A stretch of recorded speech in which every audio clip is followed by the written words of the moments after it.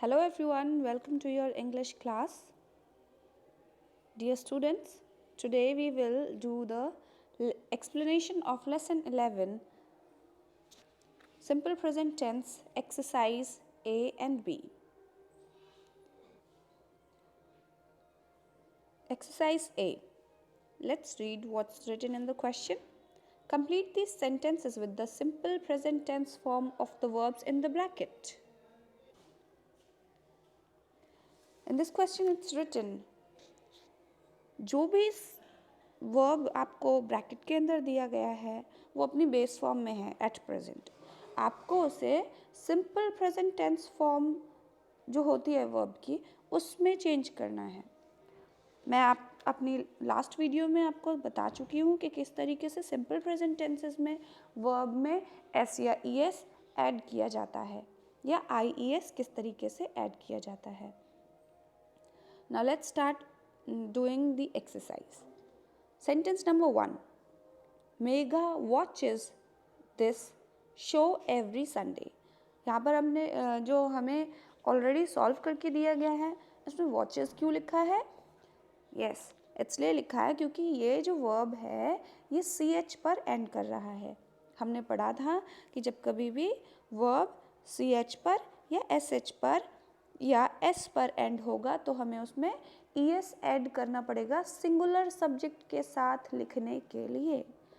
जैसे यहाँ पर मेघा सिंगुलर सब्जेक्ट है इसलिए हमने क्या कर दिया है और वॉच वर्ब दिया है तो हमने क्या किया है कि उसे S E I S add कर दिया है ना। अगर यहाँ पर सिंगुलर सब्जेक्ट की जगह प्लूरल सब्जेक्ट दिया गया होता जैसे बॉयज़ लिखा होता या गर्ल्स लिखा होता तो हमें वॉच लिखना पड़ता। Now let's move on to sentence number 2. The sun rises in the east and sets in the west. Rises क्यों लिखा?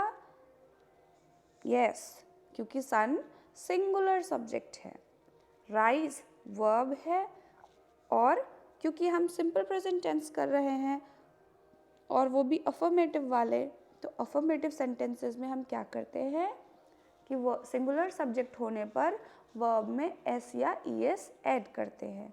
यहाँ पर सेंटेंस जो वर्ब है वो ई पर एंड हो रहा है इसलिए हमने उसमें सिर्फ एस ऐड किया है। Sentence number 3. We read our books in the library. Here in this sentence we have not added any other word to the base form of our verb. Why? Yes dear students, इसलिए हमने नहीं add किया है क्योंकि ये verb जो है वो प्लूरल सब्जेक्ट के साथ यूज़ की जा रही है। अगर यहाँ पर शी लिखा हुआ होता, सिंगुलर सब्जेक्ट दिया गया होता तो हमें रीड में एस ऐड करना पड़ता, लेकिन यहाँ पर वी दिया गया है। वी मतलब हम प्लूरल होता है तो हम क्या करेंगे यहाँ पर रीड लिखेंगे, एस ऐड नहीं करेंगे। Sentence number 4.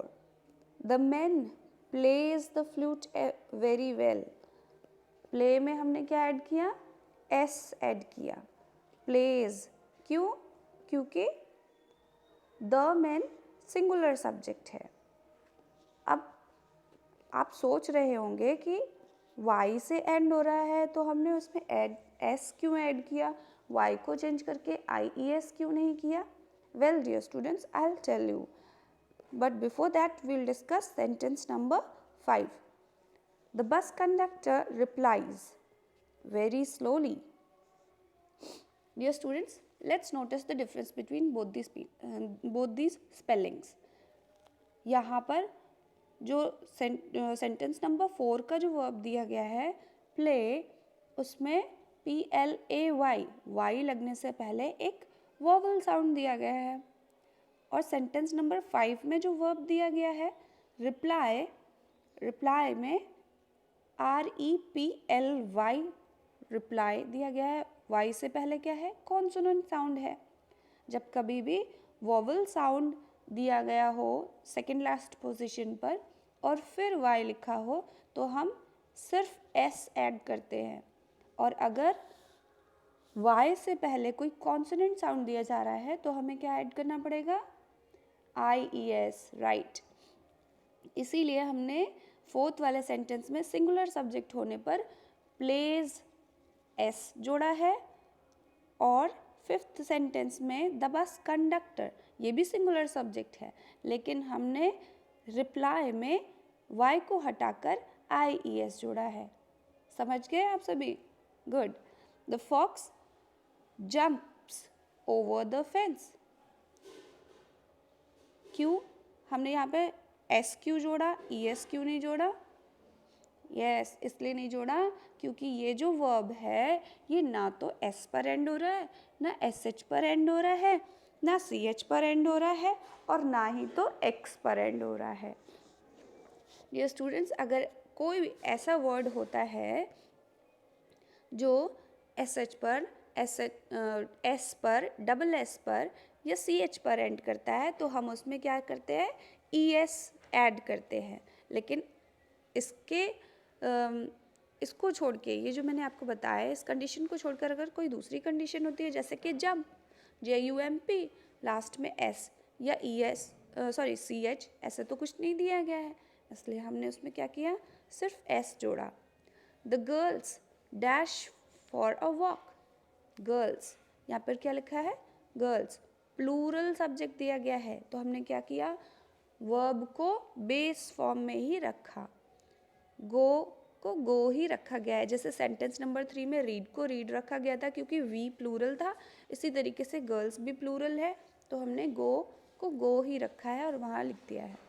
The plant grows in the sunlight, dear students, in this sentence they are talking about a single plant, they are not talking about different plants, that's why we have used s to the word grow.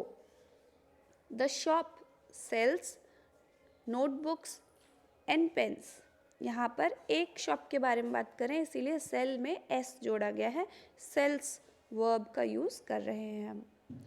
My brother ties his shoelaces and leaves in a hurry, यहाँ पर my brother, मेरे भाई के बारे में बात कर रहे हैं, सिंगुलर सब्जेक्ट है तो हमने टाई में एस ऐड किया है। यहाँ पर ई एस क्यों नहीं ऐड किया, क्योंकि ऑलरेडी ये ई पर एंड हो रहा है तो हम इसमें सिर्फ एस ऐड करेंगे। लीव्स भी ई पर एंड हो रहा है तो हमने सिर्फ एस ऐड किया है। Now let's move on to our next exercise, that is exercise number b. Tick the correct option and complete these sentences.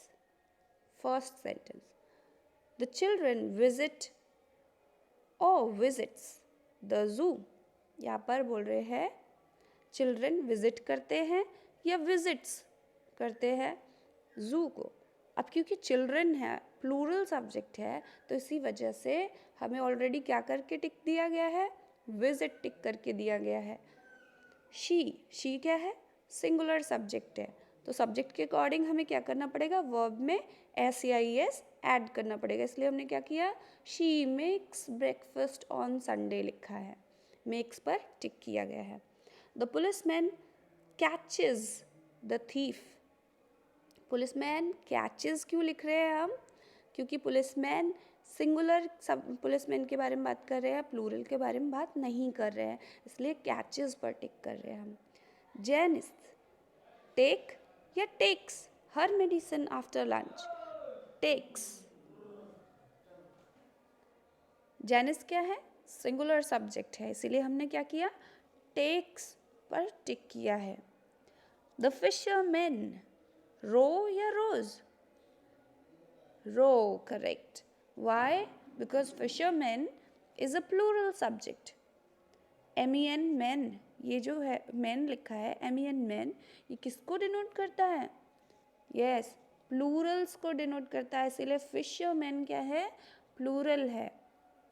तो हमने क्या किया, रो की बेस फॉर्म को टिक किया, अगर सिंगुलर होता तो रोज ROWS को टिक करते।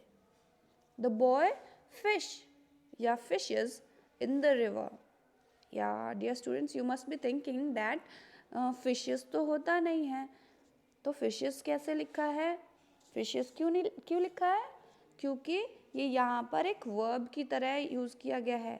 फिशिंग करना एक एक्टिविटी भी तो होता है, इसीलिए ये एक एक्शन भी होता है, इस वजह से यहाँ पर फिशेस वर्ब की तरह यूज़ किया गया है, फिश और फिशेस सिंगुलर प्लूरल वर्ब्स के तरीके से यूज़ किया गया है इसे। तो हमने क्या किया है, द बॉय, क्योंकि सिंगुलर सब्जेक्ट के बारे में बात कर रहे हैं तो फिशेस को टिक किया है।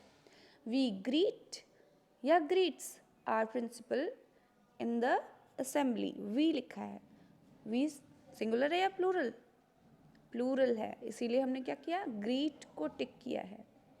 शी कीप या keeps her book in the cupboard, she keeps her books in the cupboard. Sentence number 9, the soldiers prepare या prepares for their training. Prepare, prepare क्यों टिक किया, क्योंकि ये प्लूरल सब्जेक्ट के साथ यूज हो रहा है। Sentence number 10, that is the last sentence of our exercise and the last sentence of our chapter also. We ride या rides the cart. Ride. Very good. I hope you all have understood why we have correct the ride verb which is given here.